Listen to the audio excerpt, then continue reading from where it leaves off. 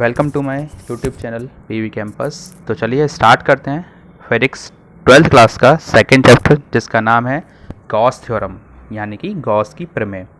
तो हम इस चैप्टर में काफ़ी कुछ पढ़ने वाले हैं गॉस थ्योरम से रिलेटेड, और उनके थ्योरम में हम इंक्लूड करते हैं चार्जेस को। ठीक है, तो हम उसके बारे में काफ़ी कुछ पढ़ने वाले हैं। वैसे ये चैप्टर काफ़ी लेंदी नहीं है, लिमिटेड टॉपिक्स हैं, 6-7 टॉपिक है इस चैप्टर में जो आपको स्टडी करने हैं और इनके बारे में पढ़ना है। ठीक है, उससे पहले इस चैप्टर में कुछ बेसिक कॉन्सेप्ट हैं जिनको हमें समझना भी है। लेकिन अगर बात करूँ कि सबसे पहला टॉपिक कौन सा है इस चैप्टर में, तो आपका सबसे पहला टॉपिक है इस चैप्टर का, जिसका नाम है क्षेत्रफल सदिश। ठीक है, तो मैंने वो लिखा हुआ भी है, देखो आपको यहाँ पे लिखा हुआ दिख रहा है गॉस थ्योरम, ये आपके चैप्टर का नेम हो गया। और इसमें पहला टॉपिक आपका क्षेत्रफल सदिश। ठीक है, तो क्षेत्रफल सदिश को पढ़ने से पहले इस चैप्टर में जितने भी बेसिक इंक्लूड होने वाले हैं हम उनके बारे में पहले पढ़ लेते हैं, तब हम चैप्टर की स्टार्टिंग करेंगे। ठीक है, जिसमें कि अगर मैं बात करूं सबसे पहला टॉपिक आपका होगा क्या जो आपको समझना है। जैसे अगर बोलूं कि आपका पहला टॉपिक है जो चैप्टर के अकॉर्डिंग है वो है क्षेत्रफल सदिश, लेकिन आप इस क्षेत्रफल सदिश या एरिया वेक्टर को स्टडी करने से पहले थोड़े से कॉन्सेप्ट समझ लो कि ये सदिश राशियां क्या होती हैं और अदिश राशियां क्या होती हैं। ठीक है, तो हमें ये सदिश और अदिश राशियों के बारे में भी काफ़ी अच्छे से नॉलेज होनी चाहिए, क्योंकि अगर ये सदिश और अदिश राशियां ही हमें क्लियर नहीं हुई तो हम चैप्टर में कुछ ज़्यादा अच्छे से समझ नहीं पाएंगे। और फिर सबसे बड़ी बात, हम ये भी नहीं समझ पाएंगे कि हमारे पास ये क्षेत्रफल सदिश कैसे डील करेगा। ठीक है, तो सबसे पहले बात करते हैं सदिश राशियों की कि सदिश राशियाँ होती क्या है। तो सदिश राशियों को अंडरस्टूड आप लोग पहले भी करते आए हो, 11th क्लास में आपने पढ़ा होगा सदिश राशियां क्या होती हैं। तो सदिश राशियां वह होती हैं जिनको डिफाइन करने के लिए हमारे पास उन राशियों का परिमाण तथा दिशा पता होनी आवश्यक होती है। ठीक है, तो सदिश राशियों को अगर आप रिप्रेजेंट करते हो तो ये कह सकते हो कि उन राशियों का हमें एक तो परिमाण पता होना चाहिए, परिमाण के साथ साथ क्या पता होना चाहिए, हमें उनकी दिशा पता होनी चाहिए। अगर हमें उनकी दिशा पता है तो हम ये कह सकते हैं कि वो हमारे पास एक सदिश राशि होगी। अगर बात करूं अदिश राशि की, अच्छा सदिश राशि का मतलब हो गया वेक्टर क्वांटिटीज। तो वेक्टर क्वांटिटीज वह होती हैं जिनमें हमें उनका मैग्नीट्यूड के साथ साथ उनकी डायरेक्शन पता हो। ऐसे ही अदिश राशि की अगर बात करूं तो अदिश राशि कौन सी होगी, अदिश राशि वह होती है जिसमें सिर्फ हमें परिमाण पता होता है, दिशा पता नहीं होती है, उन्हें हम क्या कहते हैं, अदिश राशियां। अगर मैं इसका एक एग्जाम्पल की बात करूं तो इसका एक एग्जाम्पल बन जाएगा वेग, क्योंकि वेग हम तभी डिफाइन कर सकते हैं जब हमारे पास उसका परिमाण भी पता हो और उसकी हमें दिशा भी पता हो। एक और एग्जाम्पल ले सकते हैं हम विस्थापन। विस्थापन हमेशा हमने पढ़ा है कि किन्हीं भी दो बिंदुओं के बीच का न्यूनतम पाथ जो होता है उसे हम विस्थापन कहते हैं। दो बिंदुओं के बीच का न्यूनतम पाथ हमेशा एक निश्चित दिशा में ही डिफाइन किया जा सकता है, जिसकी वजह से हम ये कह सकते हैं कि विस्थापन हमारे पास परिमाण भी रखता है और दिशा भी रखता है। सेम एज वेग, दोनों में दिशा भी होती है और परिमाण भी होता है। लेकिन अदिश राशियों की बात करूं तो उनमें एक एग्जाम्पल हो जाता है हमारे पास स्पीड, जिसको हम स्पीड को अगर देखा जाए तो क्या बोलते हैं, बेसिकली चाल, वेग नहीं बोलते, चाल बोलते हैं। वेग और चाल में डिफरेंस है। चाल की अगर बात करूं तो चाल सिर्फ परिमाण को डिफाइन करती है, ये मैटर नहीं करता वो किस दिशा में जा रहा होगा। लेकिन अगर वेग की बात की जाए तो वेग मस्ट है कि आपके पास वहां पे दिशा भी होगी और उसका परिमाण भी होगा। ऐसे ही दूरी, दूरी और विस्थापन में भी अंतर है। दूरी की अगर बात की जाए तो आप कोई भी दूरी चल के जा सकते हो। जैसे बोलूं कि आप अपने स्कूल से घर आते हो तो किसी निश्चित पाथ पे तो नहीं आते, आप स्कूल से घर तक आने के लिए एक जिगजैग पाथ फॉलो कर सकते हो। तो वहां पे आप हमेशा क्या तय करोगे, एक दूरी, और दूरी कभी भी एक निश्चित दिशा में नहीं होती है। इसी वजह से दूरी को हम किस में लेते हैं, अदिश राशि में। जबकि विस्थापन हमेशा दो बिंदुओं के बीच की एक न्यूनतम दूरी होगी। स्कूल और घर के बीच में एक शॉर्टेस्ट पाथ जो भी हो सकता है एक डायरेक्शन में, उसको हम क्या बोलेंगे, विस्थापन। तो ऐसे ये आपके पास दो एग्जाम्पल हो जाते हैं जिनको आप अच्छे से समझ के चल सकते हो। यानी कि सदिश राशियों में हमेशा दिशा का होना आवश्यक है, अगर दिशा नहीं है तो वो कभी भी सदिश राशि नहीं हो सकती है। ठीक है, चलो इनके बेस पर एक चीज और पढ़नी है। आपने पढ़ा होगा गुणनफल, जिसको हम बोलते हैं सदिश गुणन और अदिश गुणन। अगर बोलूं गुणनफल के बारे में तो आपने एक पढ़ा है सदिश गुणन। सदिश गुणन की अगर बात की जाए तो आप लोगों ने पढ़ा होगा कि जहां पर क्रॉस की बात की जाती है वो हमेशा सदिश गुणन की बात करते हैं। जैसे एक मेरे पास ए वेक्टर है क्रॉस एक मेरे पास v वेक्टर है, तो इसका गुणन हमेशा इस तरह से लिखा जाता है a b का परिमाण इंटू साइन थीटा। ठीक है, यानी कि अगर आपके पास कोई भी दो सदिश राशियां हैं, उनके बीच में अगर आप क्रॉस करते हो, ये क्रॉस, तो हमेशा उनके साथ में क्या खुलेगा, a का परिमाण b का परिमाण इंटू साइन थीटा। ये फॉर्मूला आपने पढ़ा होगा। और अगर बात करूं अदिश गुणन की, तो अदिश गुणन हमेशा किया जाएगा इस तरह से कि उनके बीच में है तो दो सदिश राशियां, लेकिन डॉट किया जाता है। अगर डॉट करते हो तो इसको बोलते हैं अदिश गुणन या फिर स्केलर प्रोडक्ट, और जब क्रॉस होता है तो इसको बोलते हैं सदिश गुणन या फिर वेक्टर प्रोडक्ट। और जब डॉट आता है तो डॉट के लिए एक का परिमाण, बी का परिमाण और कॉस थीटा। ठीक है, तो आप लोग ये ध्यान रखोगे कि जब भी क्रॉस की बात की जाएगी तो साइन आएगा, और जब भी डॉट की बात की जाएगी तो वहां पर कॉस आता है। आपने अगर बात करूं तो कुछ एंगल निकालने का फॉर्मूला इस तरह से पढ़ा होगा, साइन थीटा इक्वल्स टू होता है a cross b upon a का मॉडुलस और b का मॉडुलस। मॉडुलस मतलब होता है परिमाण। ठीक है, अच्छा परिमाण निकालना आपको आता होगा। जैसे बोलूं कि मेरे पास एक राशि है, लाइक a वेक्टर दे रखा है आपको 5i प्लस 6j मान लेते हैं।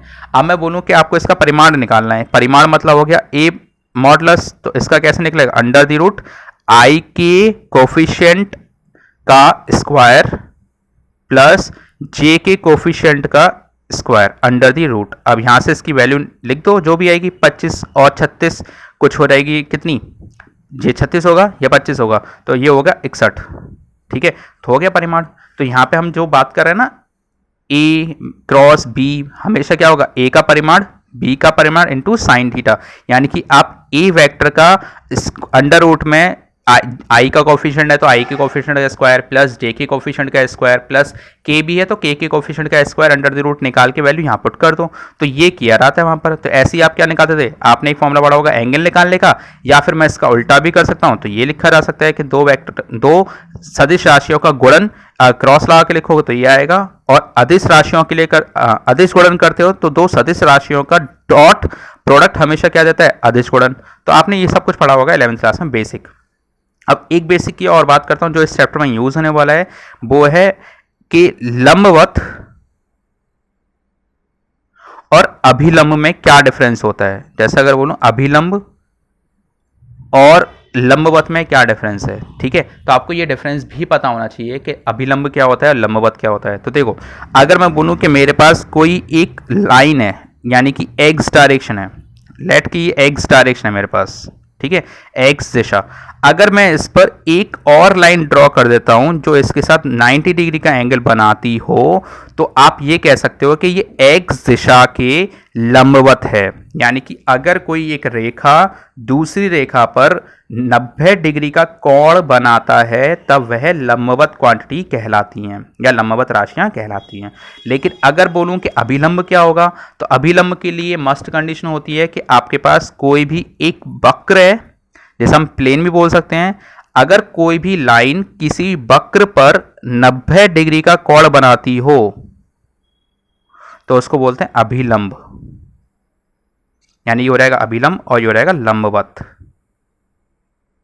ठीक है, बात समझ आ गई। तो अभिलंब हमेशा ध्यान रखना कहां बनता है कि जब भी किसी वक्र पर किसी भी रेखा के द्वारा 90 डिग्री का कोण बनाया जाता है तो उसे हम अभिलंब बोलते हैं। जबकि अगर बात करूं कि किसी भी एक रेखा पर दूसरी रेखा के द्वारा 90 डिग्री का कोण बनाया जाता है तो उसे लंबवत कहते हैं। दोनों चीज क्लियर हुई है। तो ये भी क्लियर हो गया होगा, ये भी क्लियर हो गया होगा। अदिश गुणन का भी समझ आ गया होगा कि दो वेक्टर क्वांटिटी का डॉट करोगे तो अदिश, दो वेक्टर क्वांटिटी का क्रॉस करोगे तो सदिश। ठीक है, और सदिश राशियां क्या होती हैं, अदिश राशियां क्या होती हैं, ये भी आपको समझ आ गया होगा। सदिश राशियों में परिमाण के साथ साथ दिशा भी होती है, अदिश राशियों में सिर्फ परिमाण होता है, दिशा की आवश्यकता नहीं होती है। बात ये क्लियर होगी, आई होप सो।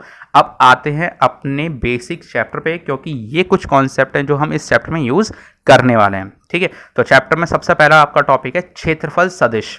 ठीक है, क्षेत्रफल सदिश की अगर बात की जाए तो उसके बारे में हमें समझना है वो किस तरह से डील करने वाला है। ठीक है, देखो स्टार्ट करते हैं क्षेत्रफल सदिश के बारे में। देखो यहां पर लिखा हुआ है क्षेत्रफल सदिश, मतलब कि क्षेत्रफल एक कैसी राशि हो गई, सदिश राशि हो गई। अब क्षेत्रफल एक सदिश राशि होती है, किस तरह से हम डिफाइन कर सकते हैं, हमें ये समझना होगा यहाँ पर। ठीक है, तो क्षेत्रफल को सदिश राशि होती है ये प्रूव करना है पहले मुझे, ताकि ये समझ आ सके कि हाँ ये एक सदिश राशि है या नहीं। ठीक है, तो देखो करते क्या है, जैसे अगर बोलूं कि आपको एक चीज और पता होनी चाहिए, एक समान वैद्युत क्षेत्र और असमान वैद्युत क्षेत्र में क्या डिफरेंस होता है और किस तरह से इनको आप रिप्रेजेंट भी कर सकते हैं।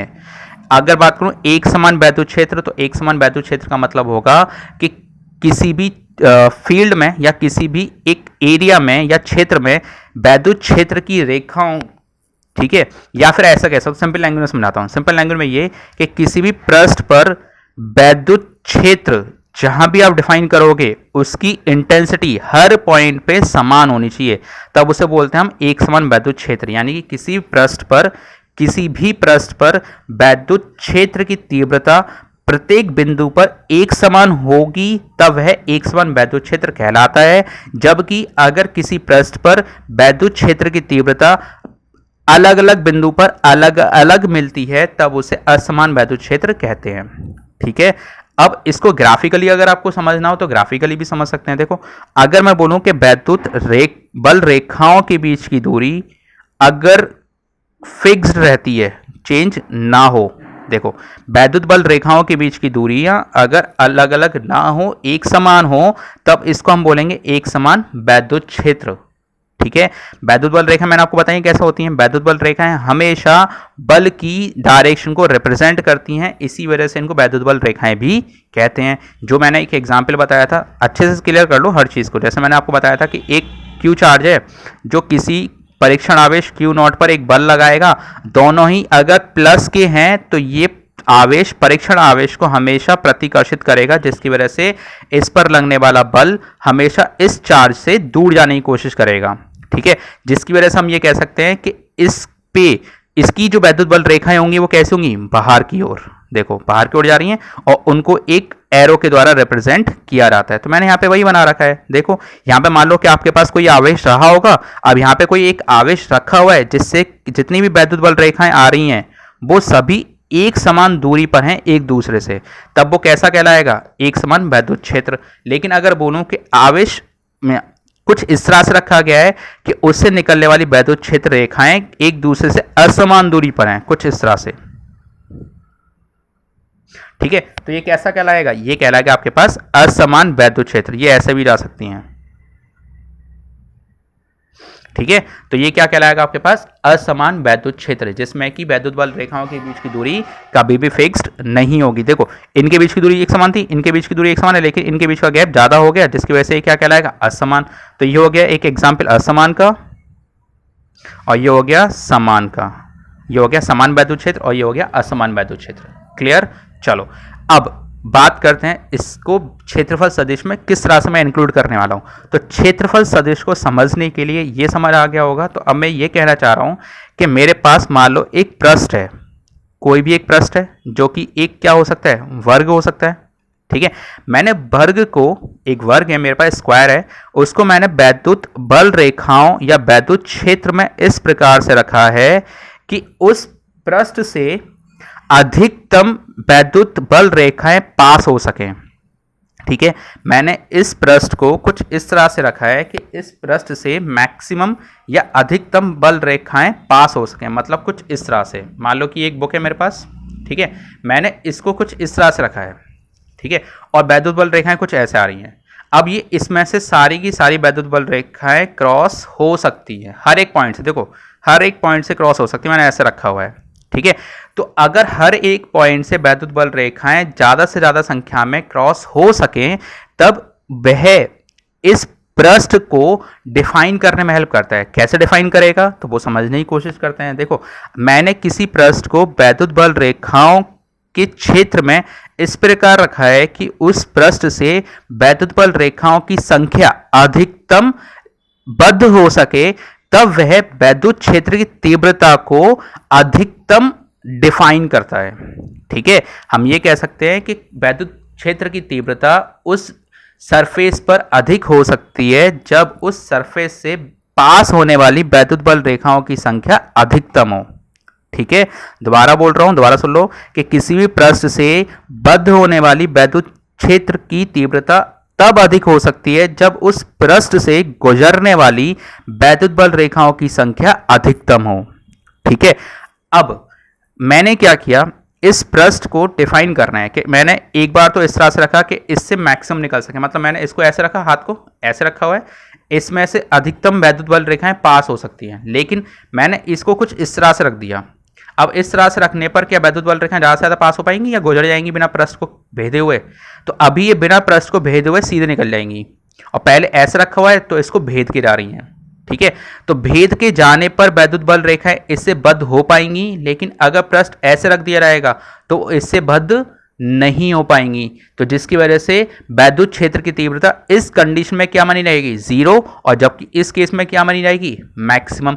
तो मतलब क्या हुआ कि ये पृष्ठ की दिशा पर निर्भर कर रहा है। अगर मैं पृष्ठ को ऐसे रख रहा हूं तो मैक्सिमम है, लेकिन अगर मैंने पृष्ठ को ऐसे रख दिया तो क्या अब वैद्युत क्षेत्र की तीव्रता मैक्सिमम हो पाएगी? नहीं, क्योंकि वैद्युत बल रेखाएं इससे बद्ध नहीं हो पा रही हैं, इस केस में बद्ध हो पा रही हैं। तो जिस केस में बद्ध हो पाएंगी उस केस में वैद्युत क्षेत्र की तीव्रता ज्यादा होगी, और जिस केस में बद्ध नहीं हो पाएंगी उस केस में वैद्युत क्षेत्र की तीव्रता मैक्सिमम ना होके मिनिमम होगी। तो अब एक बात बताओ, ये पृष्ठ पर डिपेंड कर रही है या नहीं? बिल्कुल कर रही है। अगर ऐसे रखा है तो मैक्सिमम, ऐसे कर दिया तो शून्य।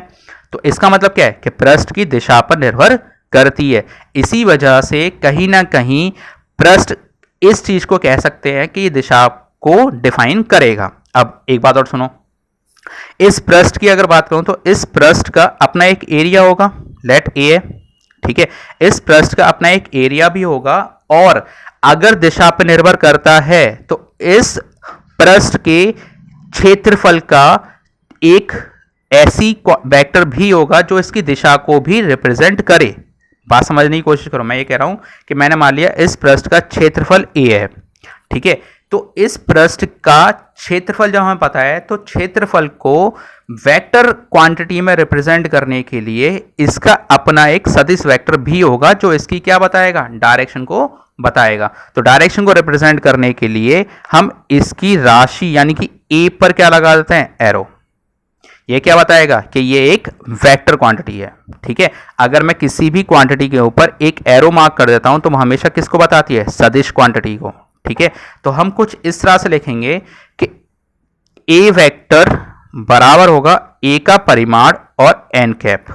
ये एन कैप क्या कहलाता है, एकांक सदिश। एकांक सदिश हमेशा किसी भी वेक्टर की दिशा को रिप्रेजेंट करता है। मैंने ये माना था कि मेरे पास एक पृष्ठ है जिसका एरिया कितना होगा, ए, और उस पृष्ठ को सदिश राशि में रिप्रेजेंट करने के लिए मैंने ए पे क्या लगा दिया, एरो। अब ये होगी सदिश राशि, तो सदिश राशि को कुछ इस तरह से रिप्रेजेंट किया जाएगा कि ए बराबर होगा ए का परिमाण और एन कैप। एन कैप बताएगा एकांक सदिश को, और एकांक सदिश का मतलब होता है किसी भी वेक्टर की दिशा को रिप्रेजेंट करना, और किसी भी दिशा को रिप्रेजेंट कर रहा होगा तो मतलब क्या है कि इसकी एक दिशा निर्धारित हो जाती है। अब एन कैप कहां होगा ये बता देता हूं। देखो, एन कैप हमेशा, मैंने अभी बोला था कि पृष्ठ ऐसे रखा है तो वैद्युत बल रेखाएं ऐसी तो आ रही हैं, है ना, वैद्युत बल रेखाएं ऐसे आ रही थी जो बद्ध हो रही थी, तो ये इसके कैसी है, अभिलंबवत।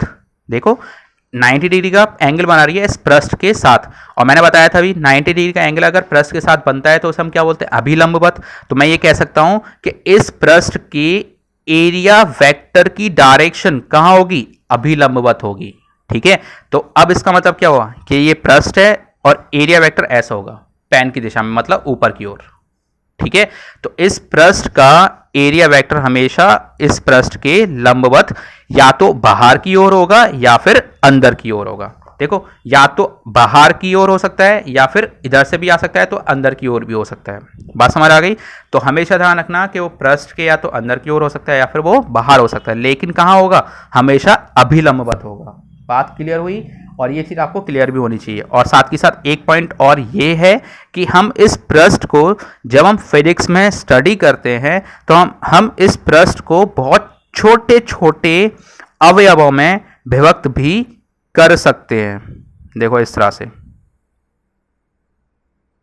ठीक है, अब मैंने क्या किया, इस पृष्ठ को बहुत छोटे छोटे अवयवों में विभक्त कर दिया। अगर इस पूरे पृष्ठ का एरिया ए है तो इसका कितना हो रहेगा, छोटे छोटे विभक्त करते हैं तो हमेशा क्या लगा देते हैं, डी ए। तो मैंने क्या किया, इस पृष्ठ को छोटे छोटे अवयवों में विभक्त कर दिया जिनमें प्रत्येक अवयव का एरिया कितना हो जाएगा, डी ए।